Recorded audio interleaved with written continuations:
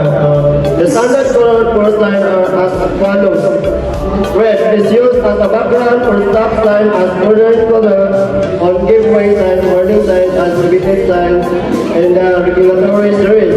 So, kaning red sign is, kaya kita kaning kaning stop, sa panadara. And black is used background color for sign having a white, yellow, orange background and as background color for a hazard maker. Ang kanang bitaw is, for example, na yung mga sakyanan bitaw na bumunong sa kapin sa kalsada, parehana, wala sila gamiton para cover dagan bang sakyanan or dapat sila i-fix ang mga vehicle. Next is yellow. It's used as a background color for warning signs, advisory speed signs, and for most road work signs, most agent rate of personal working.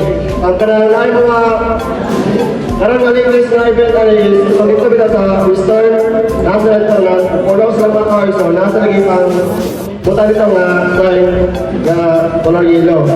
And the green is used as background color for most direction sign as legend for parking sign. Isa is for the word parking, the mga parking ng mga vehicle, or isa is magtuloy sa direction. Kaya ito dito sa Pubada, di ba? Nasa ay ibutan dito madulong sa sindahan o sa example dito nga sign. Then blue is used as facility information sign and indicate point of interest. For example, kanang sa sa airport, di ba makapantay mo ng blue sign sa airport nga kanang figure na airplane, low ito, basta. Next is basic katawa na sa polo na to. Japan. The colors and shape simulation of international standard signs are based largely on the following principles. Signs surrounded by a red triangle give warning of some hazard.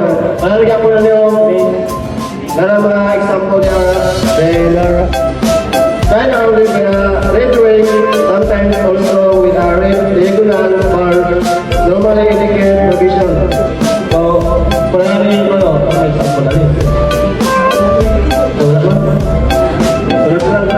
Sign on a blue is positive instruction, and last is sign on blue and green triangular background give information. Inequality of location. Signs are normally erected on the right side of the thoroughfare, and especially in circumstances which are specified wherein sign may be duplicated on the left side or mounted over the if the sign is located in an excluded position, consideration may need to be given to the use of visible or breakaway type conduction. So requirements and installation of device must compel attention to be a clear meaning of against allow adequate response time and last command report of the road. The third announcement and height.